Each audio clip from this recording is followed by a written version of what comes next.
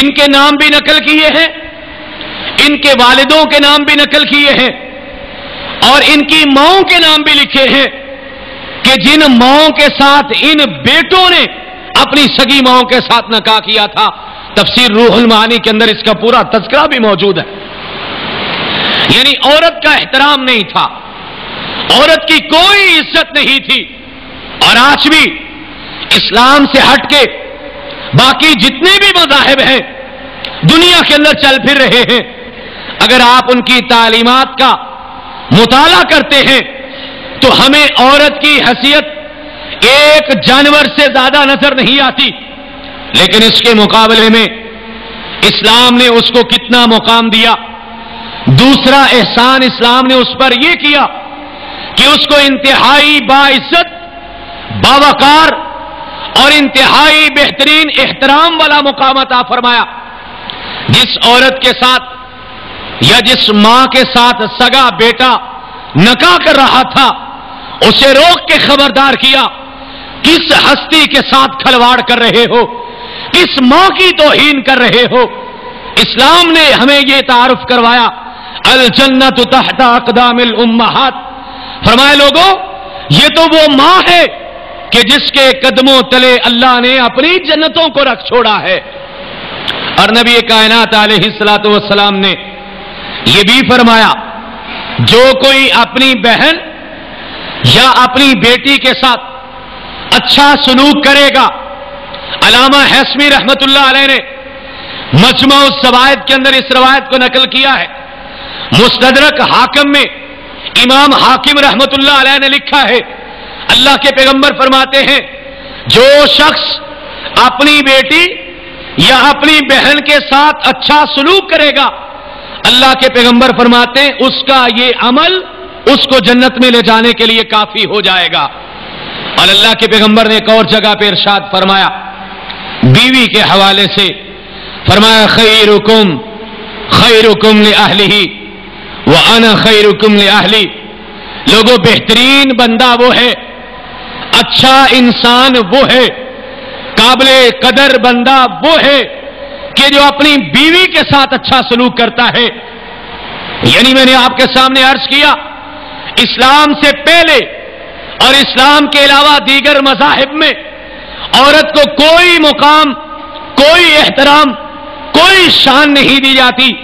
لیکن اسلام نے عورت پہ دوسرا احسان یہ کیا کہ اس کو انتہائی باوقار اور باعزت مقام عطا فرمایا۔ اسلام کا عورت پہ تیسرا احسان، ہر اعتبار سے چند ایک چیزوں کو چھوڑ کر اسلام نے مرد اور عورت کو برابری کا درجہ دیا ہے۔ یہ خواہ ہماری سوسائٹی کے اندر بھی، آج ہمارے زمانے میں بھی، آج ہمارے حالات میں بھی خواہ یہ بات کہہ دی جاتی ہے کہ عورت اور مرد کو برابر نہیں کیا گیا۔ ہاں، زندگی کے چند معاملات ہیں جہاں پہ عورت کو واقع ہی مرد کے برابر نہیں کیا جا سکتا تھا، وہاں پہ اسلام نے عورت کی کچھ اور ڈیوٹیاں لگائی ہیں، لیکن بہت سارے معاملات میں تو اسلام نے مرد اور عورت کو برابر رکھا ہے۔ سورۃ النساء، اللہ نے عورتوں کے نام پہ ایک قرآن پاک میں سورت نازل فرمائی، اور اس کی پہلی آیت کریمہ جو اللہ کے پیغمبر ہر خطبے کے اندر تلاوت فرمایا کرتے تھے، اور ابھی ہم نے بھی اپنے خطبے کے اندر اس کو تلاوت کیا، فرمایا یا ایھا الناس انا خلقناکم من ذکر و انثی وجعلناکم انا خلقناکم من نفس واحدہ۔ اسلام نے، قرآن نے یہ بات فرمائی، لوگوں ہم نے تمام کے تمام مرد اور عورت، تمام کے تمام انسانوں کو انا خلقناکم من نفس واحدہ، ایک جان سے پیدا کیا ہے، ایک آدم کی سارے اولاد ہو، جس سے انسانوں کو یہ پیغام دیا ہے کوئی مرد اپنے آپ کو بڑا نہ سمجھے کہ میں مرد ہوں، بلکہ اسے اس بات کا خیال رکھنا چاہیے کہ جس آدم کا میں بیٹا ہوں اسی آدم کی وہ عورت بھی اولاد ہے۔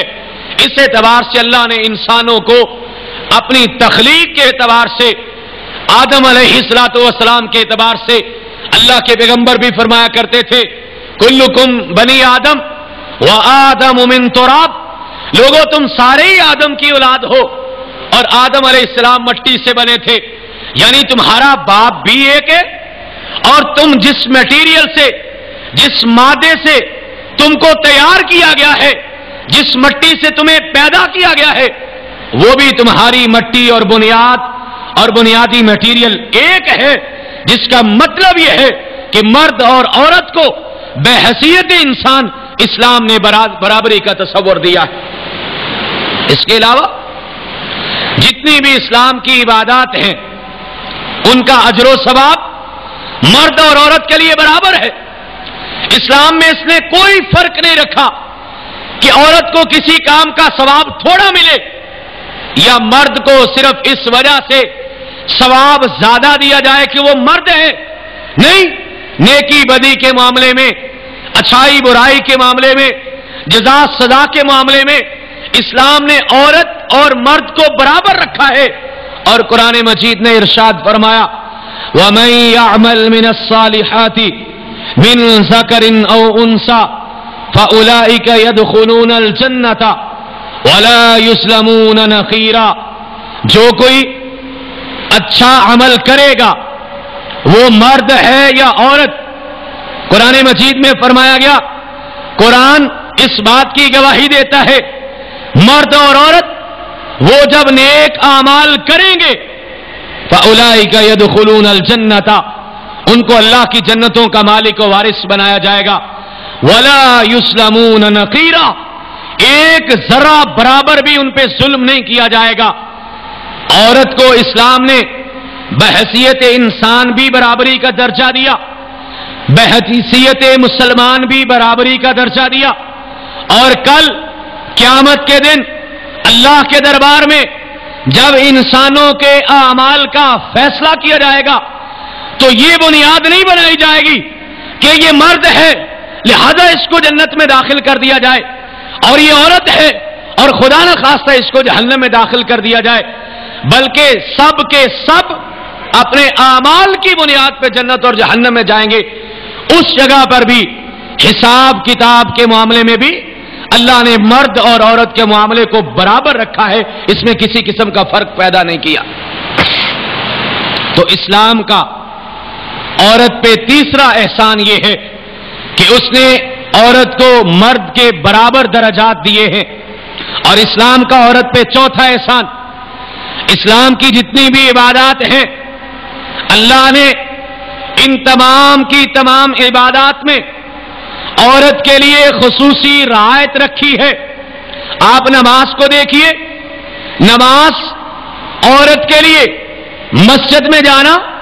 یا با جماعت نماز ادا کرنا عورت پہ فرض نہیں ہے، مرد پہ فرض ہے۔ نماز جمعہ مرد کے لیے فرض ہے، عورت کے لیے فرض نہیں ہے۔ روزے کی بات کر لیجئے، عورت کی کسی بھی تکلیف کا احساس کرتے ہوئے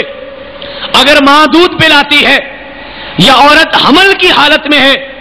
اسلام اس کو پوری اجازت دیتا ہے کہ وہ اپنی طبیعت کا خیال کرتے ہوئے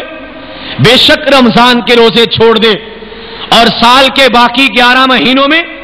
کسی دوسرے موقع پر ان کی گنتی کو پورا کر لے۔ زکوٰۃ کی بات کریں تو زکوٰۃ بھی عمومی طور پر مرد کے ذمے ہے، کیونکہ کاروباری معاملات اور مالی معاملات کا تعلق زیادہ مرد کے ساتھ ہے، اس لیے زکوٰۃ کا تعلق بھی عورت کی نسبت کہیں زیادہ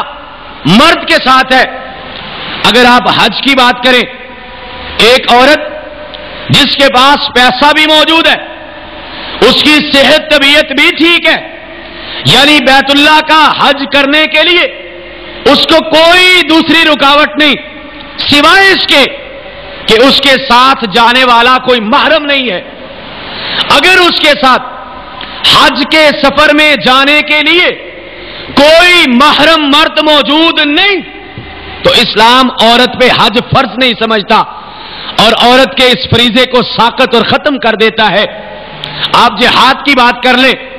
جہاد میں بھی عورت کی جسمانی ساخت کو سامنے رکھتے ہوئے عمومی حالات میں اسلام نے جہاد بھی عورت پہ فرض نہیں کیا، ہاں اگر کبھی بہت ایمرجنٹک حالات پیدا ہو جائیں گے،